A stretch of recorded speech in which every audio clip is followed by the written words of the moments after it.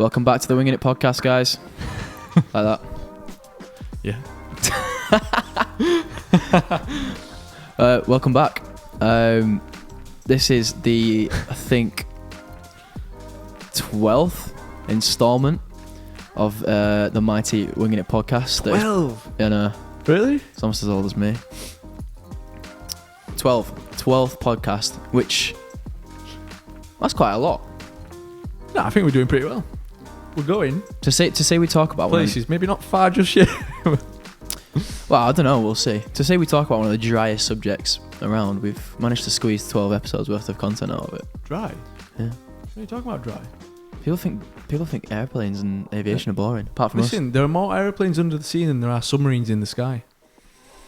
True. That is a very good point.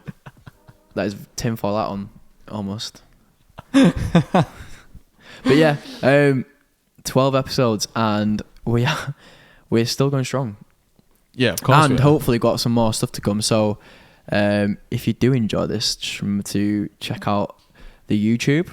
I sound like a boomer. The YouTube. Check out the podcast. The YouTube? Yeah, exactly. Check out the podcast. Check out the Insta. Yeah. Twitter. Yeah, Twitter. We are in the midst of setting these up and get the ball rolling with them. Check out the Reddit. That doesn't exist yet, but it will do after this. I want memes. I want TikTok. Memes. Wait, speaking of memes, you've seen that? We talk about it all the time about the low cost pilot memes. We're giving him a shout out now. Oh, big time! Yeah. He's absolutely joking. Whoever runs that, he literally goes for everyone and anyone. Whoever runs it is just well done. I have my suspicions. I'm joking. I don't have a clue. No, I don't have a clue. It's one of them. We should get him on. I've blur his identity and his voice. You know when they do like investigative documentaries and they've got a guy like criminals or something that haven't been caught. got a balaclava on. Voice this guy's. That'd be quality. Actor. Yeah. So whoever you are, it's like the Banksy. If you decide to actually listen. Yeah, I hope he is listening. But it's like Banksy. That content is just unrivaled.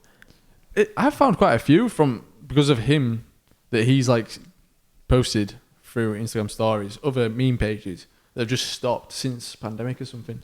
I guess with stuff like that, it must take. If it's an original meme, then it must be a hard work to come up with it. You got to be a naturally funny person to kind of be able to pull that stuff off.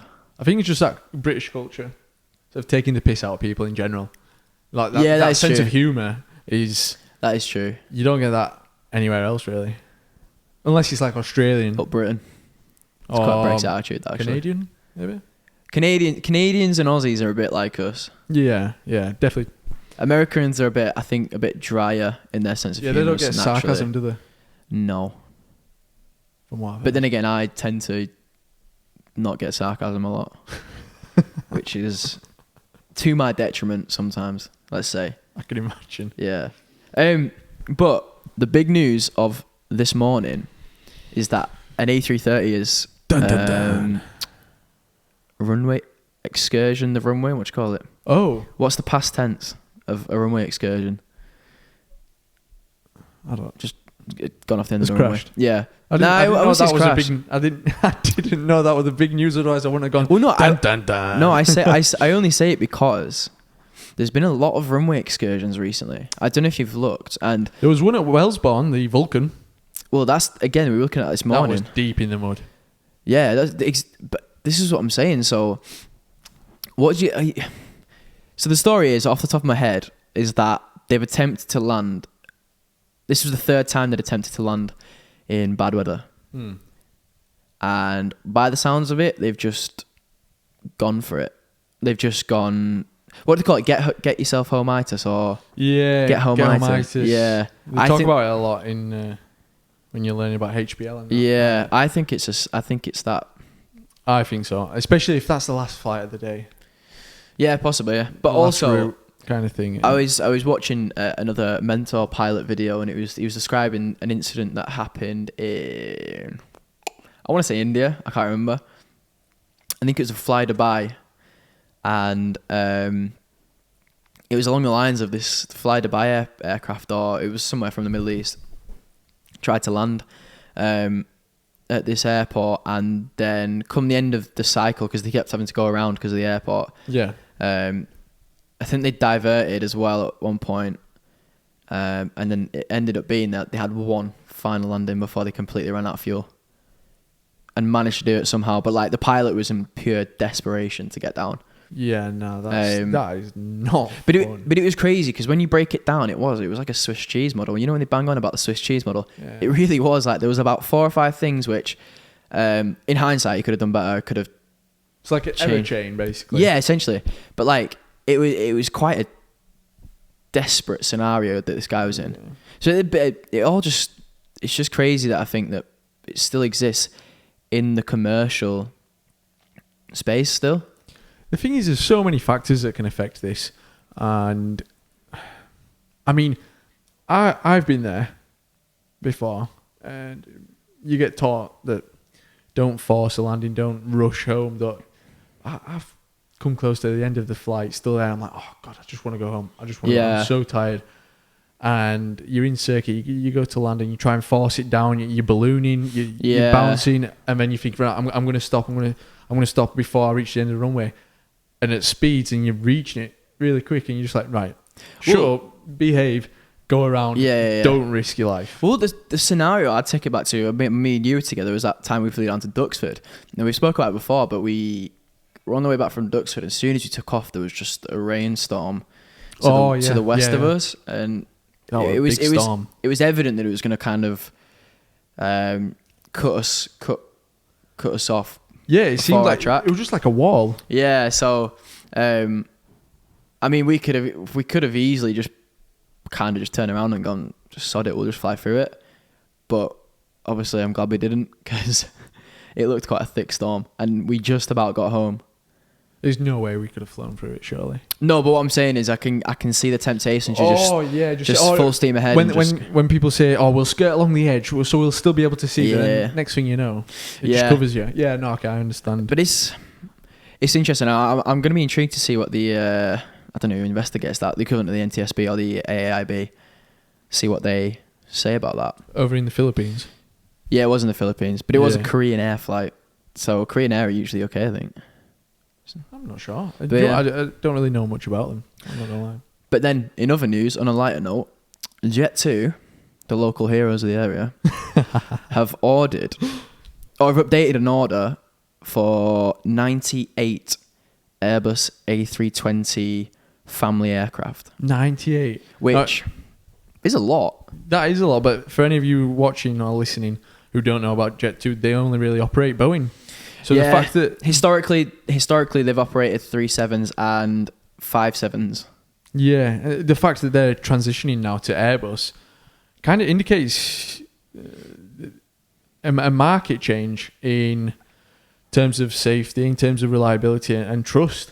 I'd say trust is a big one. Yeah, because there used to be a lot of trust in Boeing before, and since the MAX, what they did there, and later on, I think Airbus will become the powerhouse in the aviation. It's interesting to see. It's interesting to see this development, because obviously, I think us being like of the age we are, we're quite young. We didn't really live through the Boeing kind of super era, if that's what you want to call it. Like the golden era of aviation. The only aircraft company you go to was Boeing. Everyone's like 747s. Yeah, everywhere. And you look at the documentaries, everyone in America just kind of not worshipped, but everyone was like, Boeing, that's the place. That's Boeing. The company you want to work for. But when we've grown up, it's always been a 2-horse race with Airbus and Boeing. So I don't know, it's interesting to see that maybe if Boeing don't act at all or in the right way, we might see the golden era of Airbus. Which I think that'll be being a European. Yeah, being Europeans. Go the Airbus. But yeah, I think it's quite interesting with such a dramatic move towards Airbus for Jet2. Yeah. That's just the first I'm assuming is going to be quite a few that are going to be moving towards Jet2. Well, this triggered. I think, if I remember correctly... I mean, Airbus, sorry. American Airlines wanted to move, or had the intention to move towards an Airbus fleet. And then they spoke to Boeing, being such a committed Customer. Yeah, basically, and said, if you can do anything, basically, I'm paraphrasing, but like, if you can make an aircraft that competes, we'll buy it off you. Yeah. Then comes along the Max, and that's where it all goes wrong.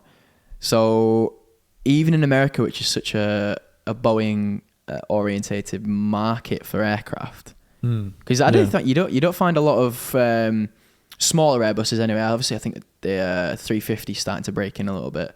But yeah, for the smaller narrow body aircraft, I think Boeing's always been the stalwart you get of the Boeing, industry. you get even the prop planes, Props. Bombardiers. Oh yeah, because they've been bought up, haven't they? ATRs. Yeah. You get that often in America, but not an Airbus. No. I can't think of it of an Have airline. you seen the new Airbus 220s, which were? They actually look pretty cool, but I tell you, they sweet. remind me of the Embraers. Yeah. Well, no, it's because it is an Embraer, I think. Is it? I think so. What, the shell? No, the whole company. Embraer is Brazilian, right? Yeah.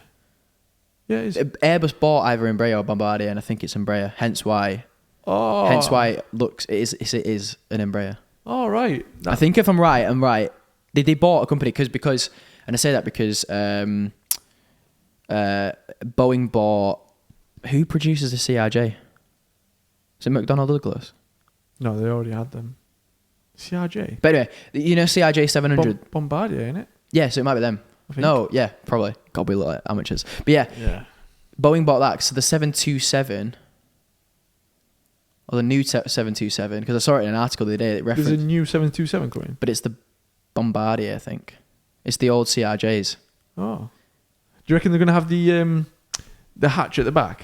Like the... No, I think that's like long the gone. old... DB Cooper times. Nah, Yeah. I think that's gone. Did you see the test flight that they did about the crash to see who would survive? They used an old 727 and they had two pilots on board. They flew it up. Is this in Mexico? Or is this a NASA one? New Mexico. Like, it's an American state, like, where it's just desert, flat Yeah, was desert. it NASA who did it? I think it might have been NASA. It might have been. And two pilots on board had parachutes, flew it up to a certain height, and then put it into, obviously, a nosedive, or like a slow descent, dove out the back of the back hatch, and there was another plane flying alongside it all the way down with a guy with an RC remote. Yeah, I've seen this. And he basically was this controlled back in it. like the 90s or 80s or something like that? It could have been. Oh, it maybe might not have been that, but even early earlier. 2000s. Yeah, Yeah, early yeah. 2000s. And they crashed. And what they found out is basically the pilots and people in first class are fucked, basically. Yeah. And the second best place to survive is being sat where the wings are, like yeah. alongside the wings. They said the people who sat there, they'd have broken limbs, but they'd be able to survive. Yeah. And then obviously the best place is at the back. And Oh, really? the people sat at the back were theoretically able to stand up and walk themselves out of the wreckage. That's Basically interesting. unharmed. I wouldn't have thought that was the case. No, I wouldn't. I'd have thought the tail had been snapped off. Well, think They'd have it's the first disappeared. point of contact you'd have thought, right? I don't know. Well, if it the depends. if the aircraft was To be flaring fair, all the way down, have you seen a lot of air crash investigation when they do I've the seen a hell of animations? a lot. A lot of them just got nosedive. Yeah, that's true. So, but in that case, if it's nosediving, no one's surviving. It's one of these these scientific projects though, which has got so many variables. You kind of just have to choose a certain specific set of them, and just go with it, and then you base assumptions on that. So like average. yeah, basically. So Yeah. I don't think it's a specific science in that respect. Oh no. But it's interesting.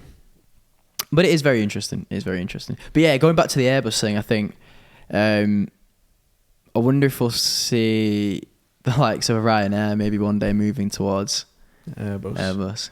Did you speaking about Ryanair? Recently in October, I think towards the beginning, there were that many delays at Dublin Airport due to staff shortages. Not necessarily with Ryanair, but I think also Just generally, with Dublin Airport. Michael O'Leary himself was at the check-in desk, asking for boarding passes. That doesn't surprise me. But he was working. He was working. Oh, no. Yeah, but I think... That's massive respect, because a lot of CEOs sit there in the high tower kind of thing. I don't have to Yeah. get my hands dirty, and he's there. Bottom line, basically. He's seen the PR opportunity there. Oh yeah. But hey, fair play to him. Yeah, no. I do you know what I respect that. I envy the not envy. Don't envy. That's the one. I don't envy the checking staff. Have you seen the systems they use? No. They're still stuck in 1984. They're all like looks a bit like Still binary. managed to see if I ain't got a boarding priority pass and charge me 45 quid one way for the bloody suitcase. Don't stick it out on me, mate. So I didn't book your flights for you, so.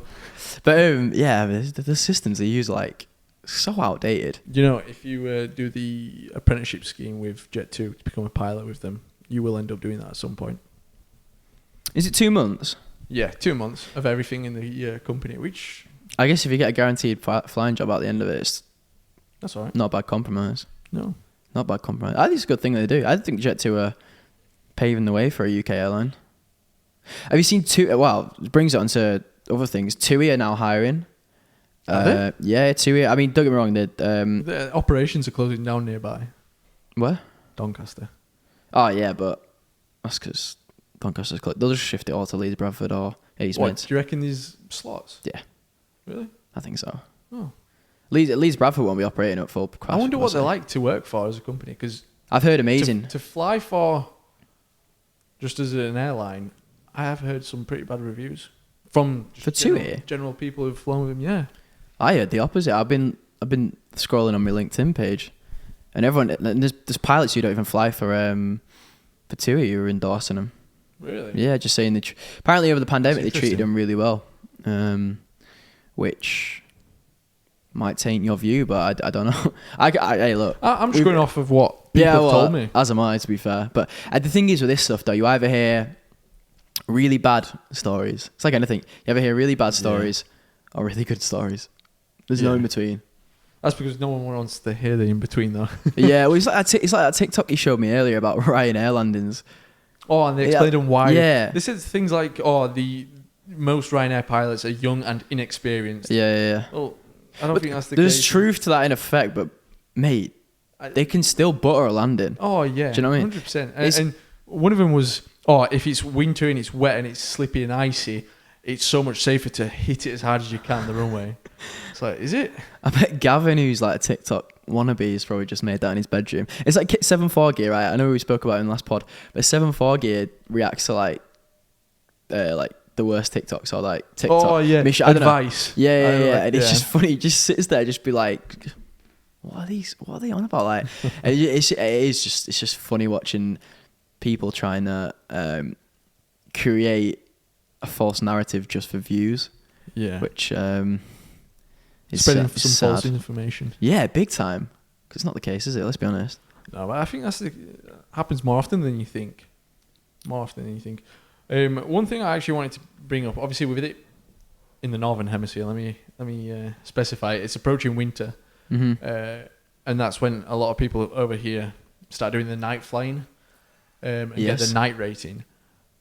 I saw a video recently of, I think it happens quite often every year towards this period of the year. People shining lasers at aircraft. Now, it is probably one of the stupidest things you could ever do, and they can track where it's coming from as well. That's the thing. Can they? Yeah. How? Oh, I don't know how, but somehow people end up getting arrested. Not always. I think once they shone it at a police aircraft with cameras. Yeah, how stupid can you be? Welcome to Britain. But so they just recorded where it was coming from and then just went to their house and arrested them. But it severely blinds the pilot, like really badly. And people don't really understand how bad it is. It's like, I feel bad now because I used to shine lasers at teachers. teachers. Yeah, you used to get a laser pen up. I don't think that's the same. No, but I just feel bad now because you used to like, or try and get like, not a watch, but like your phone or something reflecting. You try to like reflect it. maneuver it so it reflects all over them. Yeah, I feel like with bad the now. sun. Yeah. Yeah. No, but obviously, when you're flying an aircraft at night trying to land, that's dangerous, and you'll get getting blinded by Why do a people green have light. lasers that strong though? I don't know. What on earth do you use a laser for? I don't have a clue. Just That's the only thing is he's controlling a cat, maybe. Controlling a cat. Yeah. They run after it, You don't know, they? like burn through the cat with a laser that strong. Depends how strong it is. Well, strong if it's reaching an aircraft that's like 4,000. Oh, some of them are ridiculous. But when I was doing my flight training, there was a warning out because an aircraft just before me had been shot by a laser. Oh, really? Yeah, commercial. So that's how dangerous it is. I think people think it's I guess people think it's funny or like It's not the funny, other it can the other severely thing. damage your eyes as well. The other thing is, I think people are naive to the fact of what it can do, Yeah. which I understand to a point, but then again, I guarantee these people who are doing it are probably like adults. Surely not. I bet a few of them are. I bet a few of them are. Why would a kid have a laser like that? That's a very good point, actually. I bet they are. When I say adult, I mean like over the age of 18. Oh, And therefore, you should have a few brain cells between your ears to understand that, one, it's not funny, and two, it's just not wise. no. And three, you're like an idiot. Well, And especially four, if you shine it at police. And four, why are you playing with a laser at the age of 18? And five, get a life. I could go on. Just going all out on them. Did you hear about, on the Joe Rogan podcast?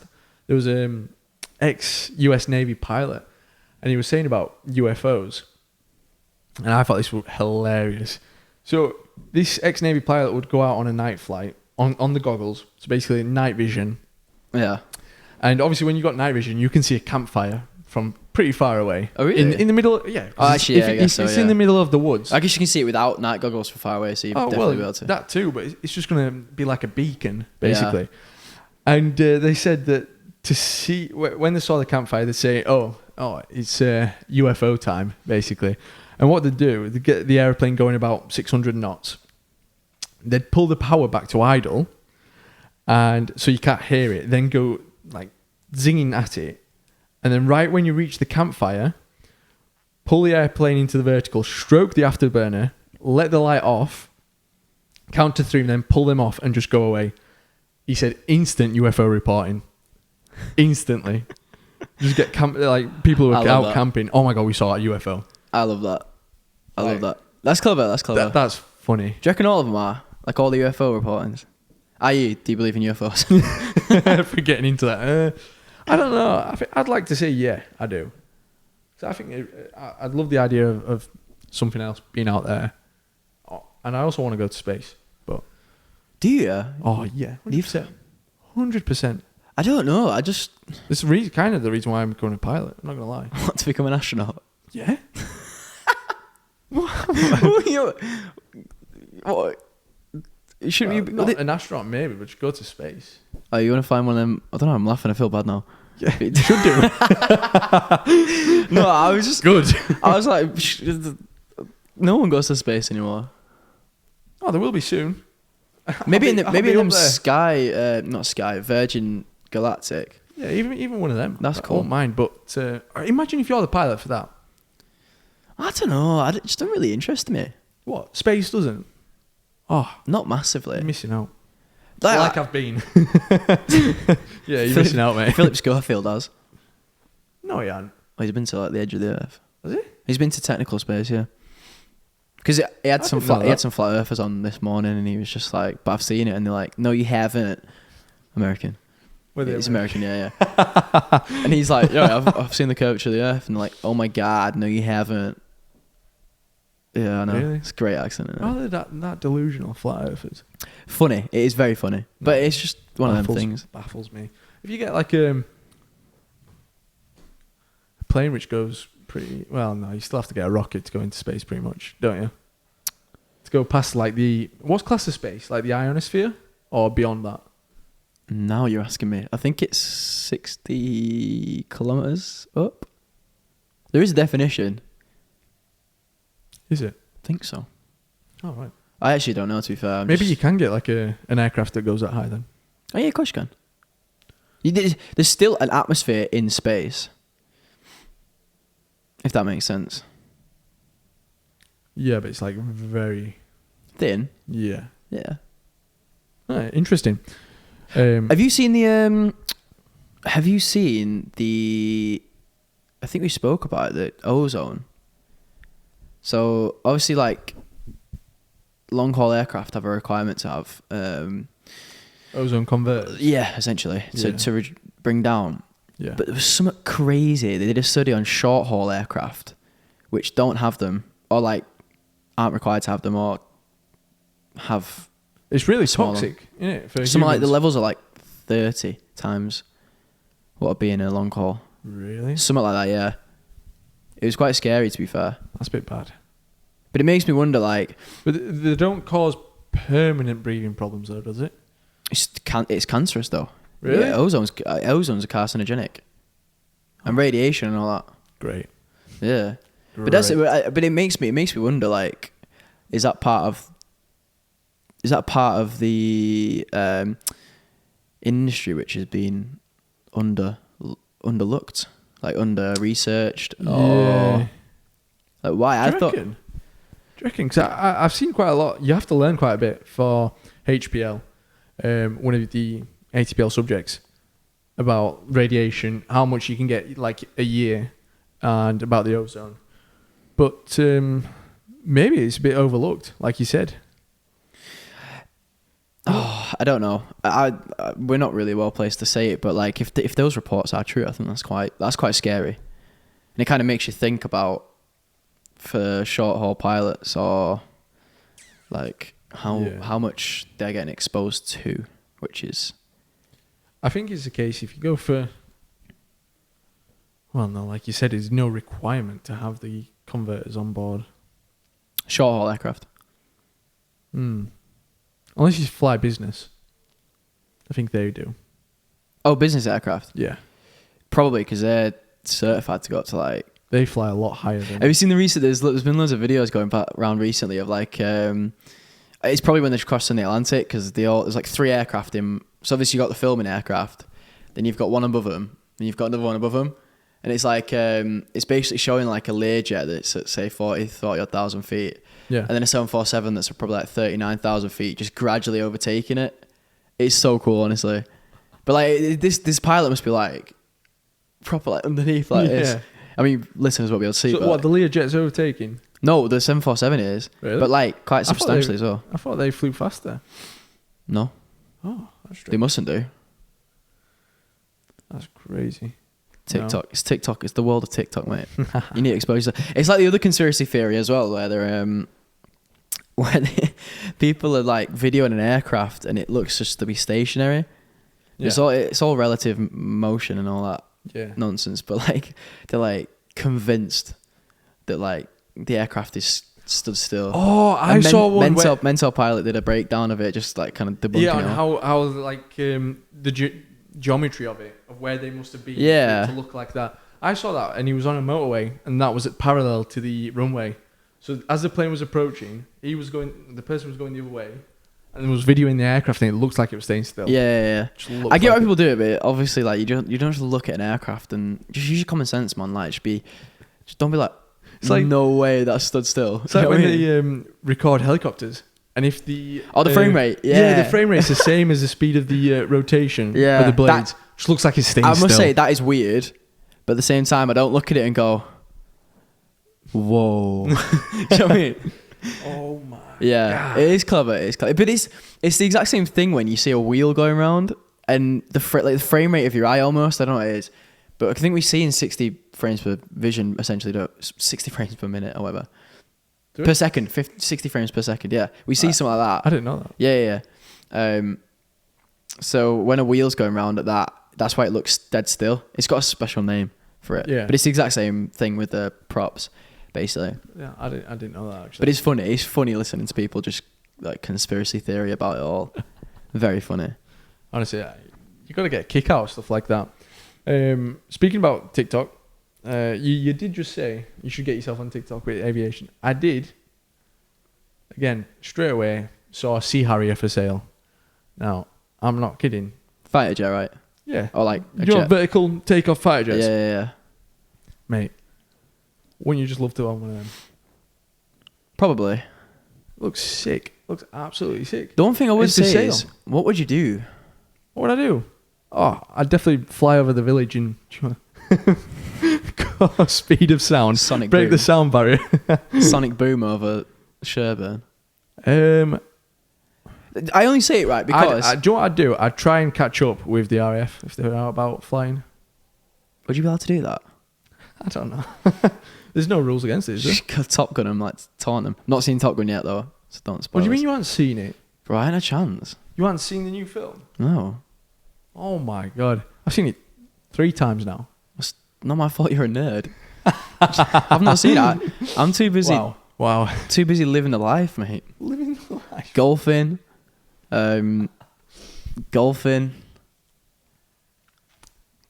Golfing. Really living the life. Yeah. I'm trying to become pro, right? You know what I mean? I'm thinking... Rory McIlroy over here. I'm thinking if the pilot career doesn't take off, then I might go down the professional golf route. You'll be the caddy. Bro, they earn a lot of money, you know? Yeah, I know. Yeah. Or the acting route would become like John Travolta, where I just buy my own aircraft. Buy my own like 747 or whatever. Oh, that's sick. Have you Or seen his 747. house? Yeah. Oh, that's cool. He lives on the world's longest private airfield. Something like that. Is that his? He doesn't own the full airfield, but there's basically mansions everywhere attached to this airfield. So it's not just his plane, his property that's got access to it. Like there's other mansions around, but he lives on it. There's probably like eight mansions. Bloody hell. He's probably got the biggest plane though, surely. I'm gonna say yeah. Was it although, an A340? Although he doesn't know, it was a 7. I want to say 707 or yeah, I think it was a 707. If that was it 7? I don't know. Qantas gave it him. Whatever it was, Qantas gave it him. Really? But it's like famous people who fly, which could be a cool segment.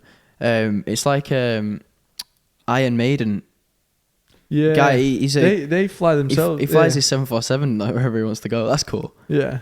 And then you've got Harrison Ford. Is that right? Who lands on golf courses And on taxiway. How has he still got a license?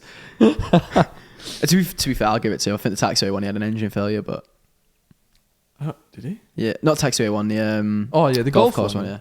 Well, where better place than to land if you're over LA? Caitlyn Jenner, she flies. Which one's Caitlyn Jenner? Kris Jenner, not Kris Jenner. Oh, is that the man? Yes. All right. It was a woman. Yeah.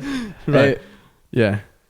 I think she flies. Really? They all fly out of what's the Van Nuys. No, begins with a B in LA.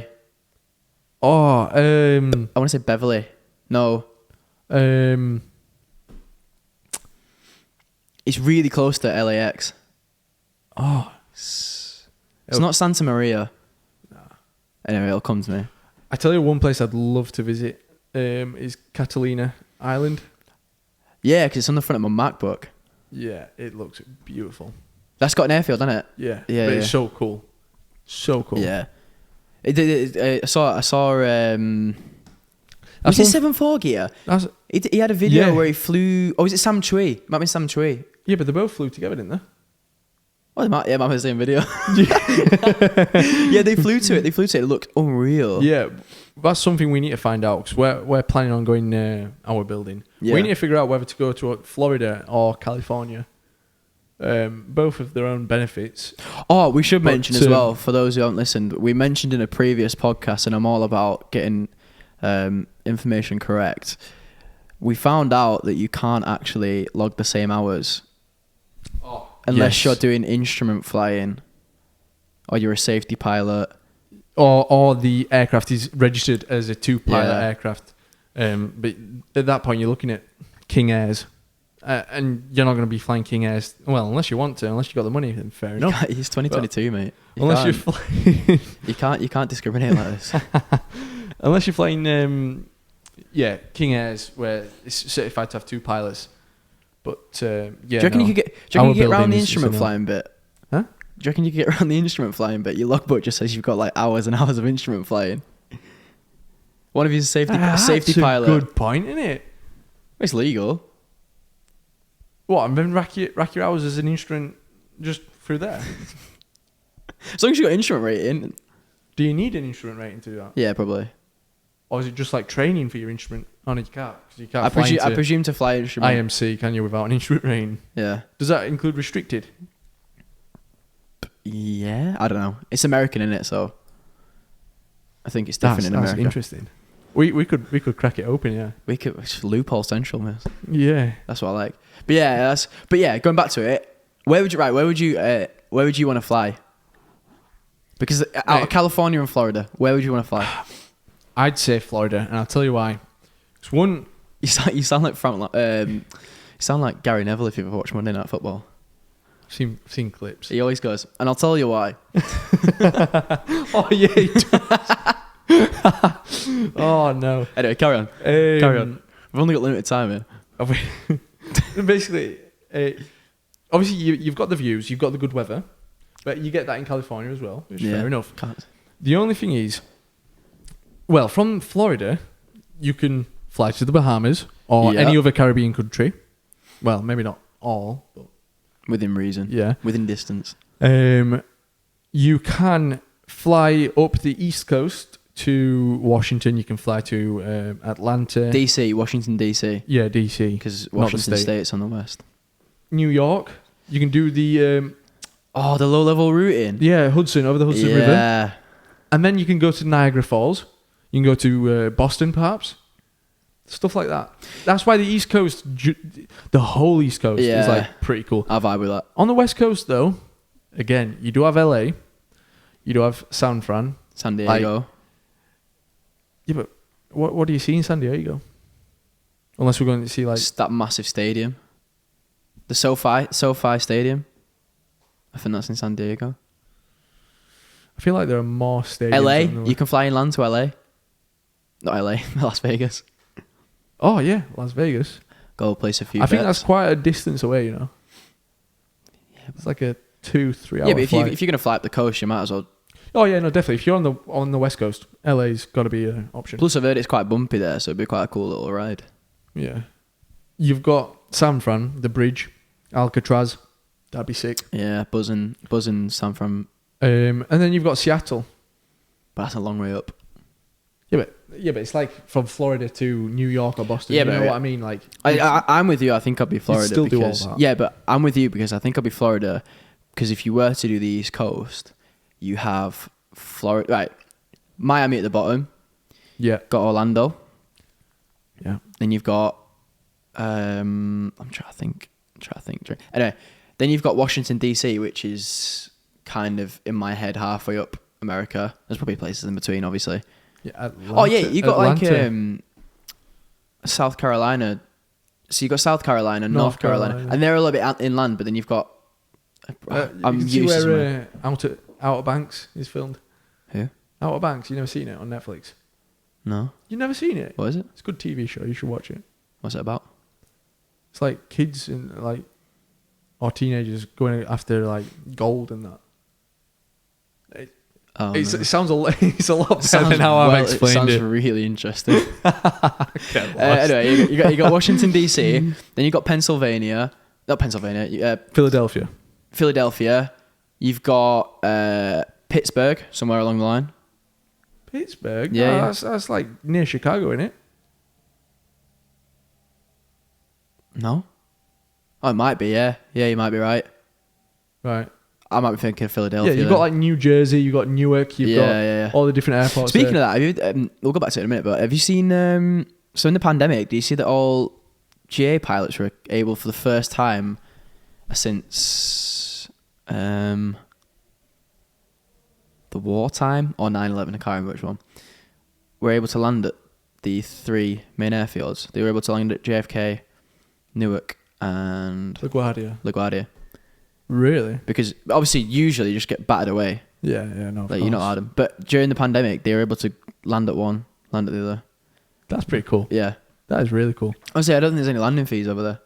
No, that's the other thing. Why can't they do that here? I think there's no landing fees for GA. I'm pretty sure there probably is for larger airfield. Yeah, why can't they do that here? It's like in Poland, they don't charge VAT on student pilots. I think here... Why do they charge it here? I think here we're in a bit of a hole in the fact that aviation is underfunded as a whole. Like the CAA is privatised. Yeah. I think, and because of that, they have to make money, and therefore they have to. I don't know the ins and outs of it, but I presume because it's got a more privatized system, then that's why airports, in order to make their money, have to rely more heavily on charging people, especially little airfields like this. Like, it's why I think, I don't know. It's just a bit. I think the UK is a little bit backwards in the fact that flight training's expensive, or more expensive, should we say, relatively, than say the US, and a lot of that comes down to gas prices. I presume the availability of aircraft. I think even the fact that the planes, most of them are made in America anyway. Yeah. So by the time they come over here, they have to slap on an extra charge, an extra fee, and then they just keep it. Everything just feeds a little bit more into it. Like you said about fuel, and just airspace probably. Yeah. But getting back onto America, I think East Coast. Either, bro. If you could fly up to Niagara Falls. The only thing is, let me tell you a story, and I can't remember who told me this. Jeff from the pub. Jeff from the pub. Yeah. No. Some people had just gone out to our building. Now this guy was out there, and they were towards the end of their hour building. Oh, in America, sorry. Yeah, in America, in Florida, and he was at the airport. Anyway, he gets in his plane. They get in their plane. They're ahead of him. He doesn't really know them. He spoke to them a bit, and they line up on the runway and take off. Fair enough. He waits a few minutes while he's doing some checks and lines up. Anyway, as he takes off, he's flying, and he just hears "Mayday, Mayday, Mayday" over the radio. He goes, "Oh God, what's going on?" Obviously, once you hear that, they say they said they were attempting to turn around back to the field because they had total engine loss. Complete no power, and he had to get out of the way basically, and he was trying to see them, and he couldn't really spot them, and they'd turned, but this airfield was quite close to the Everglades. They realized that they weren't able to make it to the Everglades and said, "Look, we're going to have to ditch in the Everglades, send somebody out to get us." So they said, "Yeah, fair enough." The airport helped. Coast Guard went out. You know what America's like; they're really on it and really good at the Coast Guard. Anyway, they managed to land in the Everglades and survived. Plane was done, obviously. You're in water, swamp land basically. And by the time the Coast Guard had got to them, the pilot and the other pilot as well, they survived, but they didn't survive the crocs. I was just going to say. Or the alligators. Yeah, I was just going to say. They found one of them with a missing head. What the hell? Yeah. Yeah. Imagine surviving a plane crash, only to be eaten by an alligator or a crocodile. That's bad luck, mate. I was thinking that. And they said this is the funny thing. I've just had family from Australia who've just been recently, and obviously they have crocodile, saltwater and fresh in the north of the country, and they said for every one that you see, there's 10 under the water. Yeah. So I'm assuming that's the same for America. If you see one or two, you just don't know how many are underneath that water. I think people like that in those countries, they just know how to live with it though. Oh yeah, can you imagine crocodiles? Mate, imagine if it happened to us. Well, I should hope it doesn't happen to us. Touch wood. Yeah, I'm alright, thank you very much. Mate. Alright, California. I want to fly California. Going to California. Although, actually, speaking of that, I think California looks quite cool because I think it's got quite a range of landscapes. Has it? Yeah, there's some really Northern California is really mountainous. Oh, you like Oregon? No, that's a state. Oh yeah, I mean north of the West Coast. I thought that's what you said. No, I mean North California is really hilly and kind of vineyardy. That's literally next door to Oregon, though. Yeah. I don't know. Yeah. No, Oregon's north. I swear. No, it's next, touching. Are you sure? California. I swear on my life. And then above that is Washington State. Bro, nah. Google it. Right, speak. I'm gonna Google it. Do you want to bet? Do you want to bet first? You see, I can't believe there's 3 states. Yeah, no, I swear there's 3 states on the West Coast. You're lying. Right, just well, technically, there's play like some lift music. 4 or 5. If you include Alaska and Hawaii, USA. kind of west coast, isn't it? It's to the west of the US. Right. Oh yeah, and then we can fly to Alaska or British Columbia in Canada. There's nothing stopping you from entering Canada, is there? And have you seen British Columbia? It's stunning, absolutely beautiful. Right. Okay, you're right. That is ridiculous. I didn't realize how long California was. Yeah, no, it's massive. Jeez. The US as a whole is San Jose. San Jose. Where's that? Near San Fran. It's like on the other end of the bay. Oh, mate, have you seen... so obviously we watch a lot of the content I watch, and I'm pretty sure you watch, is American. Have you seen... Yeah. Have you seen them flying along the coast of Chicago? You can like low past the coast of Chicago. Yes, you seen that? I'll let me shut the mic out. But can you... Obviously, it's quicker to get to Chicago from the East Coast, isn't it, than it is West Coast.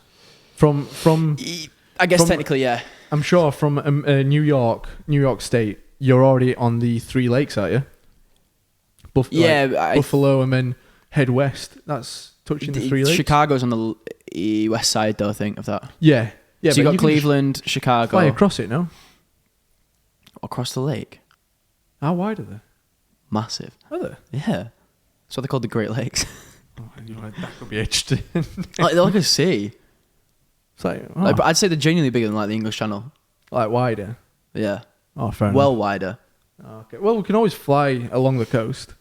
Mate, that'd be a sick road trip, you know. Yeah. Winging it on tour.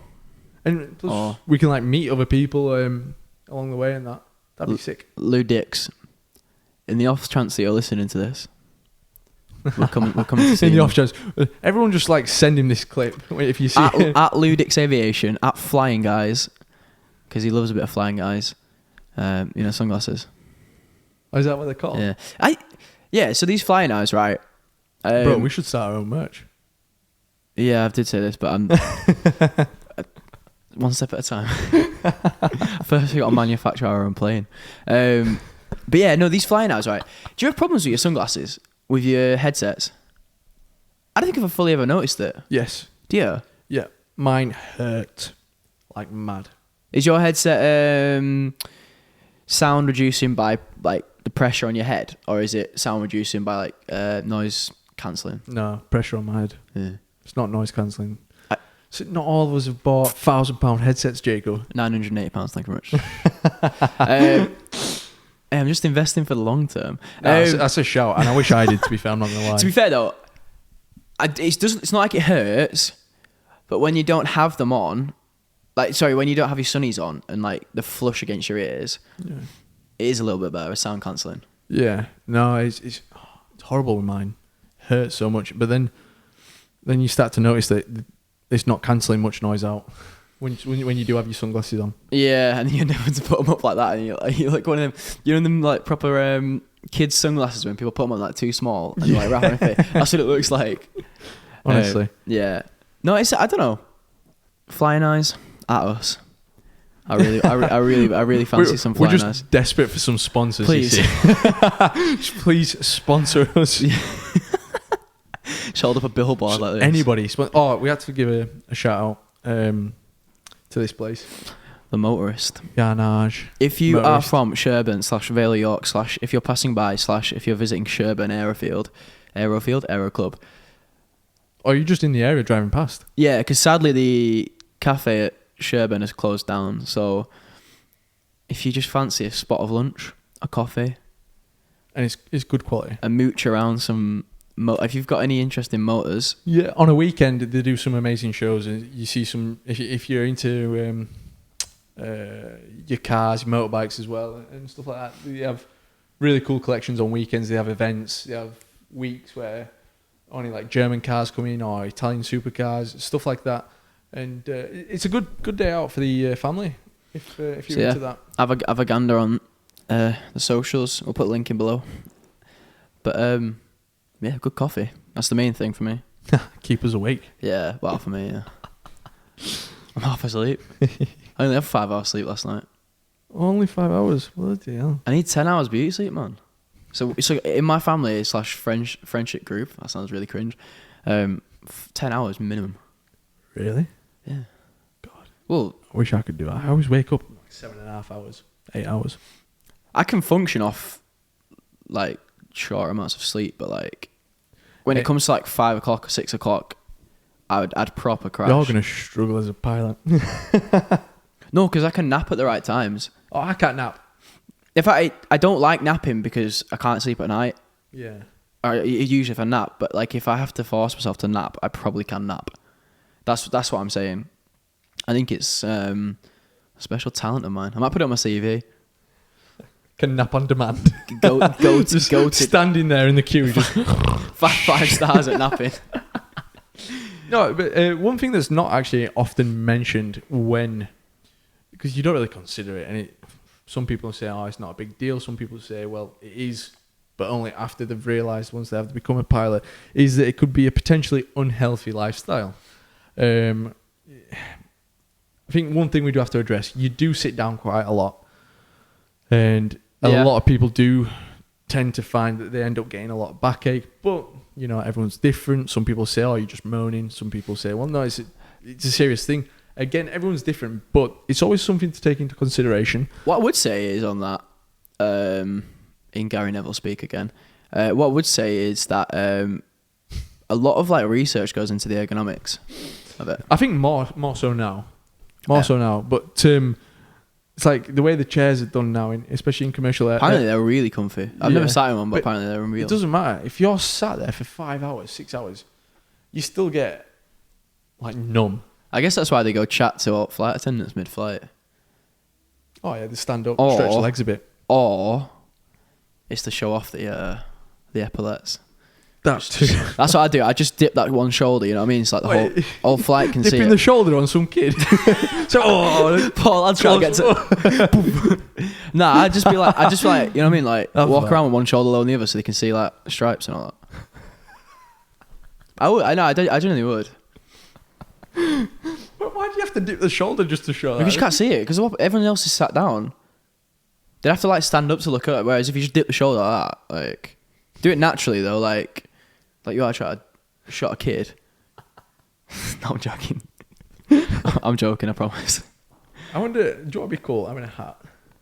I wonder if airlines still give them out. BA do, for sure. Do they? Yeah, I don't think low cost don't. Oh, low cost. I've seen BA pilots have them. You're lucky you get some epaulets on low cost planes. That could be the next thing that O'Leary ditches. Can you imagine? No, 100% you're paying for your own uniform. Yeah, I think that's pretty common. Yeah, I think that's pretty common. In all fairness, and I respect this, Ryanair, you're all self-employed, so you can put so much through your taxes as expenses. It's a cheaper. I think it's cheaper for them, and it's also in terms of tax expenses. Oh, yeah. It's cheaper for them and cheaper for you. You don't have to pay like national duty and that stamp duty. Sorry, no, not stamp duty. A lovely bit of tax avoidance. What is it? The one where you have to pay into pensions and that they don't have to contribute to pensions, basically. Yeah. It's a clever business model. Whether it's ethically / morally in line with the UK at the moment, who knows? Yeah, but at this point... But we shall not comment on that. Yeah, no comment. I was just about to comment. I'm glad you said that. No, I like Ryanair. I think I'm fascinated by their business practice. To be honest, I'm fascinated by... pretty much all because, of them. Yeah, but the thing is... Pretty good. When you look at I know we've spoken about low cost so frequently, but it's because like we're so like obsessed. It's probably going to be our first job, fingers crossed. But every single airline's different though. Like three main low costs in the UK are Ryanair, EasyJet, Jet2. Is there anyone else you're banned in? No, you've hit that on there. But they all three of them operate differently. Like Ryanair, there's the generic structure of the company is the same in the fact that they all kind of operate the same aircraft as we touched on earlier. Yeah. But like Ryanair cut costs hypothetically by getting off the runway sooner. Yeah. Obviously little things like having the pilots employed as their own entities. Self-employed. Yeah. EasyJet, again, aircraft, flying the same aircraft. But how else do EasyJet and Jet2 turnaround, like I don't know, operate 'cause- so efficiently? Because Jet2, by all Maybe accounts, it's the routes that they have. Because you got to bid on that stuff. maybe they get higher occupancy. Yeah. Because Ryanair, I couldn't say I don't really fly in Ryanair that much, but like, how full are Ryanair flights usually when you've been on them? Full. Oh, really? Yeah, all of them. Because I heard as well the first 100 seats are the cheapest on a Ryanair flight. I don't have a clue how it works. Which That's one thing I'd love to get into more. How to find cheap flights. Because honestly, it baffles me. Jack's Flight Club. Yeah, no, definitely Jack, if you're listening, hit us up. sponsor us. We're in desperate need of a Please, someone sponsor. sponsor. Anyone sponsor us. Oh my god. Yeah. It's not for our own financial gain. We just want to do some like cool video ideas. Yeah, we want to be able to like expand this a lot more, Yeah. but unfortunately, we've got what's some commonly funds referred are to. required. We've got what's commonly referred to as our eyes are bigger than our belly. Even for the fact that we want to do. But we do have potential. We do have potential. Yeah. It's Some like pitching cracking ourselves. It's like a job interview. Well, where else are we supposed to pitch ourselves here? That's a good point. We're in the middle of nowhere. So yeah, if anyone wants to, why don't we set up a Patreon? So instead of getting a sponsor, get the people to sponsor us. All 12 million of them in Japan. Not again. So in between episodes of recording, we check the even stats. if it's like a one-off. We check the stats, and Japan wasn't mentioned at all. So I'm not sure Mateo's been looking at the stats to get Japan from. I could have sworn I saw Japan on the stats, but maybe not. No, too wrong. Maybe Too wrong. wishful thinking, eh? Oh.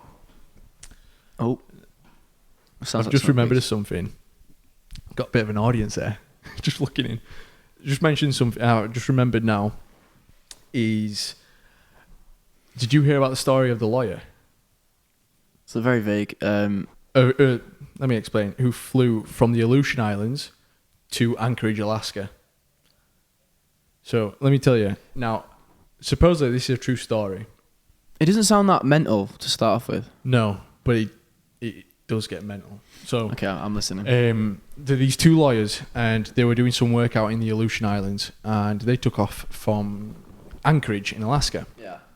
And they get there, and they're doing their, I don't know if it was humanitarian work or what, but they were there on the Aleutian Islands, and they bumped into this priest who was also a lawyer. Sounds like the start of a joke. Yeah.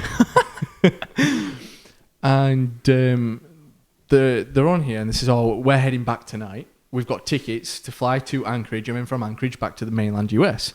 And he said, the priest turned around and says, well, save your tickets, because back then apparently you could save them and use them. So you kind of like you just bought a ticket. Yeah, and you just use it. When It might last a year, but you can use it anywhere in that year. Yeah.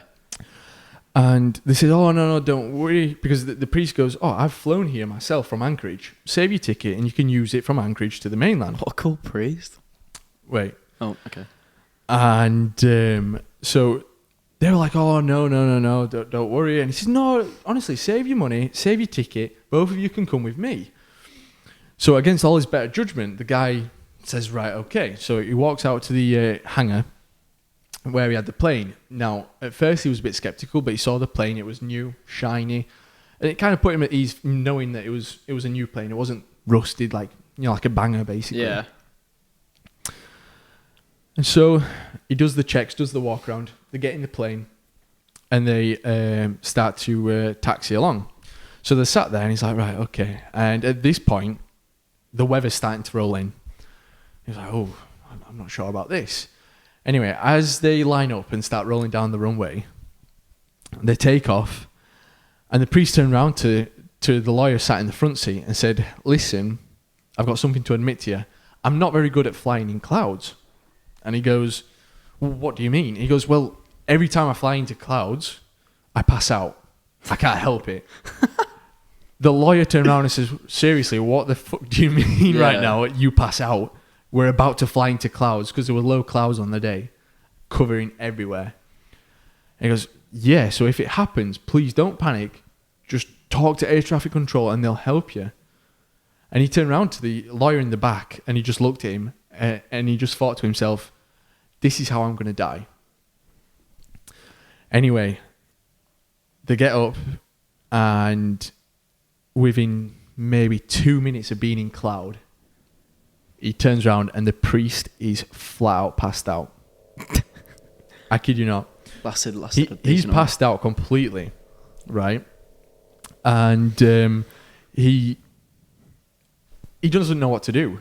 So he gets on the radio, he goes, hello, hello. And somebody answers, goes, hello, don't you know proper radio etiquette? And he goes, no, I don't. I have no clue. My pilot's passed out. I'm over the ocean in cloud. I don't know what I'm doing. Both of us here are not qualified pilots at all. We don't know how to fly a plane. And he says, well, what do you mean, like, your pilot's passed out? And he says, well, he's just completely incapacitated. And this voice goes from above. He says, because where the Aleutian Islands are, the only air traffic at the time was flights from Anchorage to Tokyo. So freight flights. And this was not at night, but approaching the evening. And this voice goes, well, I'm going to turn around and circle above because I can see you, but you can't see me. And I'm going to relay a mayday to Anchorage air traffic control so they can help you. But you need to promise me to do one thing. And he says, okay. He goes, you need to listen to every instruction I give. And the moment you doubt it, I can guarantee you will crash. So you need to believe in what I say. And he's there and he's in the aircraft. And he's going, right, okay. And he goes, what I want you to do is I want you to turn right. And when I tell you to stop. And I need to carry on flying straight in that direction. And at this point, all he can see, well, he can't see anything outside because he's in cloud. But this voice from above, like an aeroplane, can see him. And he's like, right, okay. And he goes, I need you to follow my voice. So he tells him, he turns right, and he's following it. And now at this point, because he was approaching Alaska closer, there were more airplanes who were in the vicinity, and they could speak. And all they say is, don't worry, we can see you as well, and we're praying for you. Just listen to what he says and follow his guidance. And the guy, the lawyer's going, okay, I'm listening. And he goes, in a minute, we're going to lose contact. But you are going to be able to receive information from air traffic control at Anchorage. So just follow to what they say. So he goes, right. And then all of a sudden it just goes quiet. There's nothing. Can't get in contact with anyone. And then he starts to pick up the chatter from air traffic control, saying, calling out their call sign, are you there? And he goes, yeah, I'm here. So they help him approach the land and to land at Anchorage. And literally the second the wheels touched down and they landed, the priest walked back up. And he goes, oh my God, how have we got here?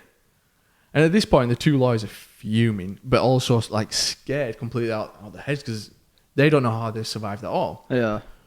And the guy was like, who was this person who was guiding us from above? It's like, who was that? And anyway, because they were so shook up, I think they put them in like a hospital room for a few nights. And that one night, the last night he was supposed to leave, he got a knock on the room door. So he opens the door and he hears the voice. And he goes, you're the guy that guided me. And he goes, yeah, and I'm glad that you listened to me. Because if you hadn't have done, you'd have ended up like everybody else who's been in that situation, dead. And he was like, and he goes, I'm glad you listened to it and didn't listen to your own thoughts in your own head. Yeah. But you did a good job.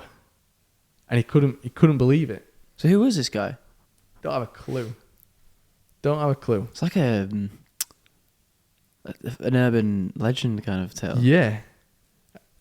Honestly, I couldn't believe it when I was listening to it. I was like, what? Great. I guess That's it's weird. But then a lot of people were saying, well, we're at Ghost.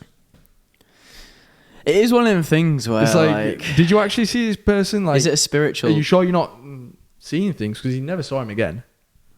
Never could find him again or anything. I guess with stuff like that, it could be a spiritual or what's the word? That's what happens when you see something, hallucinating kind of thing.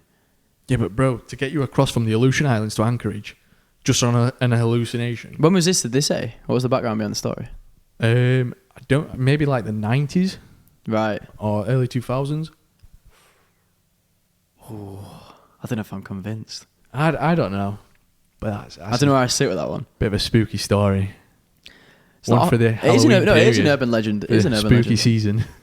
Yeah, honestly. Right, because we're getting to the end of the podcast, I was thinking now, we could start something that I have named, and it's a very, very well thought through name of overrated versus underrated. Oh, okay. So now, I don't know how many we'll get through. Very thoughtful. But I'm thinking, I know, thanks. Marketing genius. I'm thinking we could basically list a couple of things. One thing that you think's overrated in your flying life, aviation, and one thing that you think's underrated. And I want an explanation why. It's a bit like Room 101. Yeah. Like we're going to start doing with guests and stuff. Underrated is probably the CRP5. Man, he loves it. He just loves the CRP5. Oh, God. Well, no, you can go for it if you want. No. But everyone realises how much of a loser you are, though. That's the thing. CRP5. No, I was taking piss. So is that what I have to do? Something that's overrated. Yeah, and then I'll do mine. Something that's underrated. Yeah, I'll do mine afterwards. Oh gosh. Well, I'll go first if you want. Overrated. Yeah, go on. Sorry, underrated. I would say, Sky Demon. Overrated. Underrated. Oh, underrated. Oh yeah. And I say that because I think people appreciate the genius of it, like it's all digitalized. But with your pilot's log, the bit I love is the pilot's logs bit where you don't have to look at the weather. You obviously look at the weather, but I mean you don't have to look at the wind charts necessarily to be able to work out your headings, your tracks. It just applies it automatically. Yeah. And then also like your speeds, directions at the click of a button. Yeah, and then as a redundancy measure as well, is that you've obviously got visual you've got a visual aid to see where you are. Yeah. So I think that's well underrated. I think it is really that's a great shout. We can't have that one now, so yeah. I want And you're overrated? Overrated. Ooh. See, I didn't think I thought I'd. Damn. I'm gonna have to think this through. Oh wow. Overrated. So, do you want me to? If you've got one, you go. Whilst I think. In terms of, do you know what? Now I said the CRP5, I can't get that out of my head. Just use it. CRP5. No, I genuinely think it is underrated. The amount of things you can do. Granted, it's not really accurate. Especially if you ever turn it on the it's within high tolerance. speed side. It's within tolerance. Oh yeah, it's within tolerance. But for what it can do, I think it's incredible. Absolutely incredible. All the things it can do. So yeah, I'm definitely going to say that's underrated. Massively. Tell you what, I'm struggling for an overrated. I would say for overrated. I've got another one for underrated. Oh, I'll keep it for next week. Flaring. What? No, I'm joking. I'm completely lost. Just grasping at straws. Overrated. What could be overrated? It seemed very good. No, I know. I thought it'd be easy to think of. So this is the underrated and underrated game. Oh man, overrated. Jesus, this is hard. Mate, this isn't good content. Well, what's your other underrated? We'll go underrated. I'd say noise cancelling headset. Oh yeah, easily true, noise cancelling headset. What it actually does, the difference, it's incredible. And I can't start naming companies. I got one. Overrated. Yeah, go on. Aviation Instagram. I think it hypes up the world. Oh no, okay, that's actually pretty good. Yeah, thanks. That's Thanks, guys.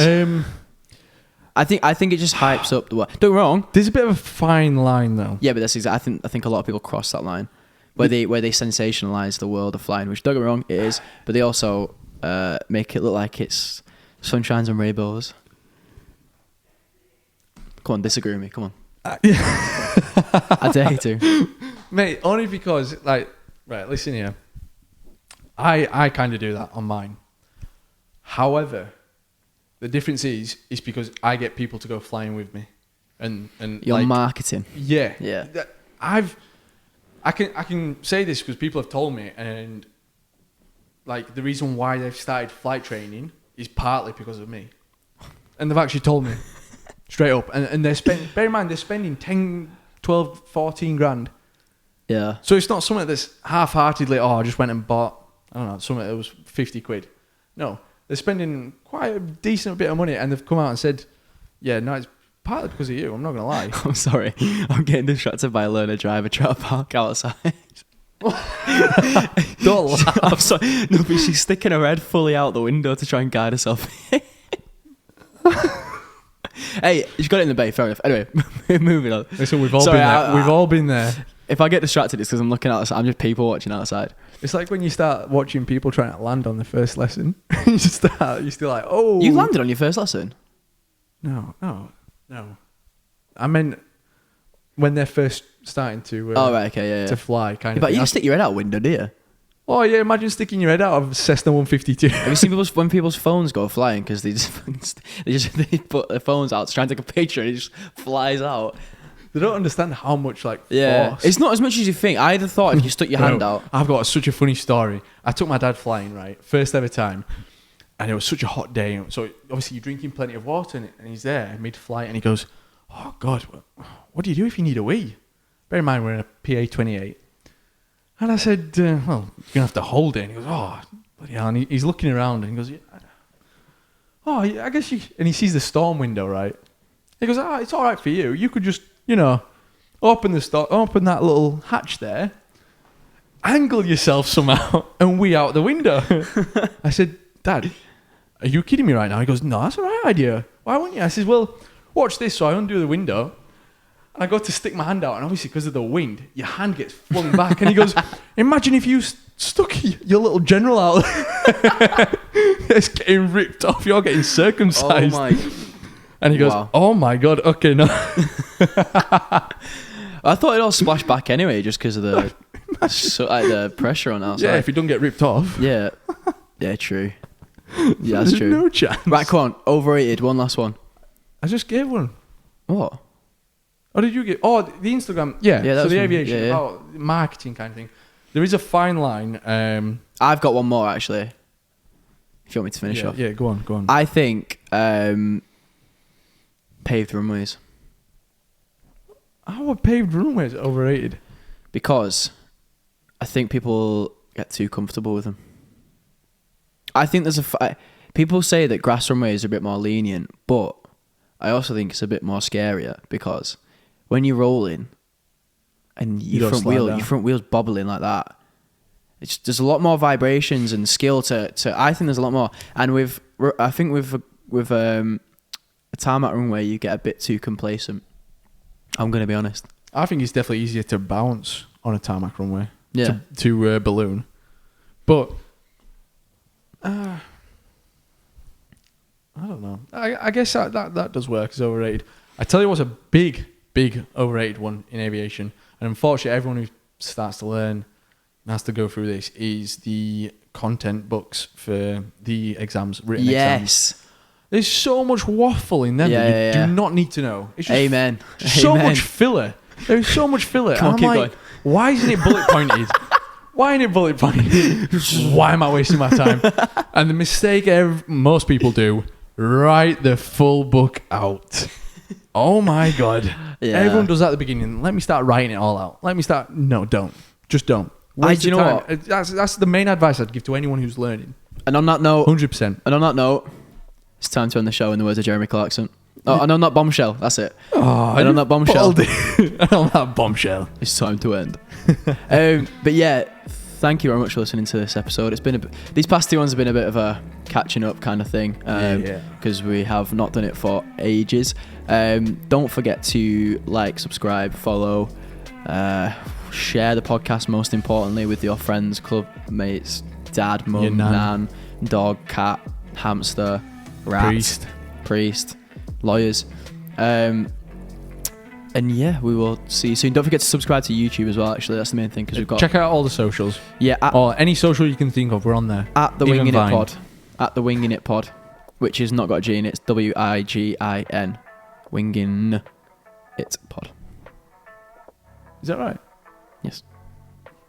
When you look at it, it's fine. It usually has an apostrophe, but you can't have an apostrophe in it. Oh, right. Yeah. Okay. But yeah. Yeah. Check it out. Adios. Konnichiwa. Choose.